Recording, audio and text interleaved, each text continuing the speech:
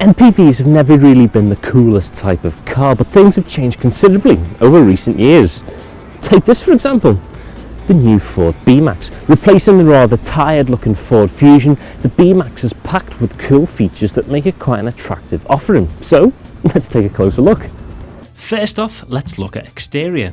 Like many MPVs, the B-Max offers quite a solid looking stance, with a rising roofline and a rather boxy looking rear end. However, the fact that the B-Max was based on the Ford Fiesta Super Mini does not go unnoticed, as you can see an essence of its design on the B-Max's front end, with these creases in the bonnet and its wraparound headlights. Now, the first thing you'll notice when you get the doors open is the lack of the B-pillar, and that's because Ford have built them into the doors, so it's all very safe. And basically what this means is it's very easy to load in the back, so for any child seats or elderly relatives of a Sunday afternoon, it'll make things very, very easy. And it's quite a comfortable and spacious place to be in the back, so you should get a few comfortable three-seated adults in the back with ease.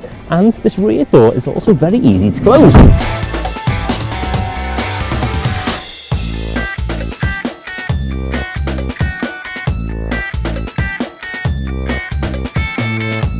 The boot offers a lot of storage space, which is essential for a family car.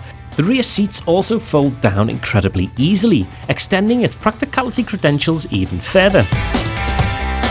So there are echoes of the Ford Fiesta Super Mini within the B-Max, and it's lovely to see Ford design language hard at work in here. It is quite an impressive cockpit when you first get into the B-Max. The only thing that I'd say about the interior is there's so many buttons. And I know it's been highlighted in the past that it is very useful to have a command at the touch of a button, and it can at times be safer, but I'm more of an iPhone guy. I like just that one central button that controls everything in the world. So for me, it does get a little bit confusing. We've got all our media options up here and all our climate control options down here, and then more options on the steering wheel. So plenty of options and plenty of buttons, and this isn't necessarily a bad thing, but it does take a little bit of time to get used to, but very useful. And there's plenty of binnacles and storage compartments around the dashboard. For instance, we've got quite a large glove box with a second shelf in there. We've got two cup holders. We've got a 12-volt connector in the middle, plus another 12-volt connector on the central dashboard, coupled with some iPod connectivity and an auxiliary input.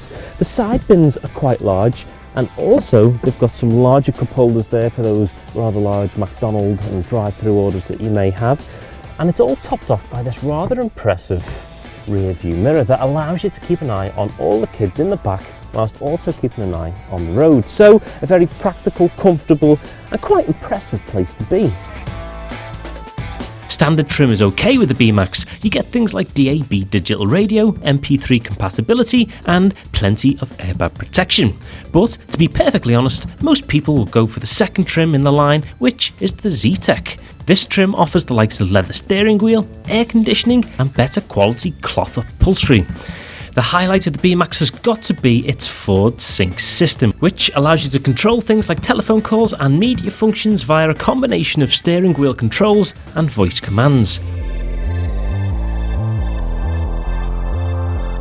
Now, there's no doubting that the missing B-pillars in this car are an attraction, and I can think of 100 different ways in which they come in useful, so that's a massive plus. But it does come at a little bit of a cost, and this is particularly when you're out on the motorway.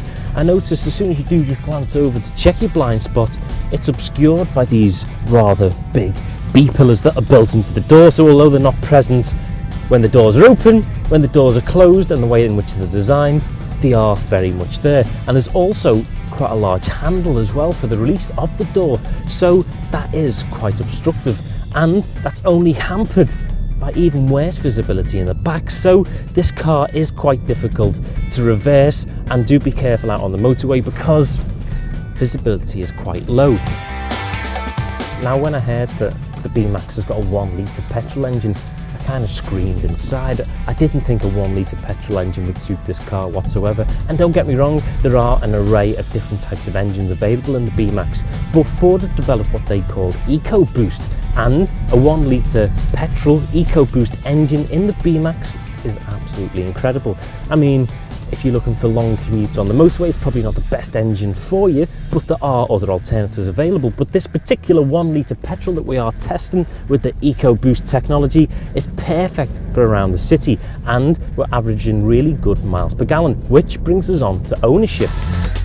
When it comes to owning one of these, you can be reassured that Ford is a top manufacturer and family cars are always going to be popular, which ultimately means the B-Max will age pretty well. Style and technology also play a part in the B-Max retaining its residual values, as the likes of the sync technology are in and probably will be for quite some time. Not forgetting that the B-Max benefits from an efficient 1 litre EcoBoost engine which returns nearly 60 miles per gallon, meaning you spend considerably less time at the pumps. Cheap to run, it looks right, and it handles really well, especially for an MPV that is.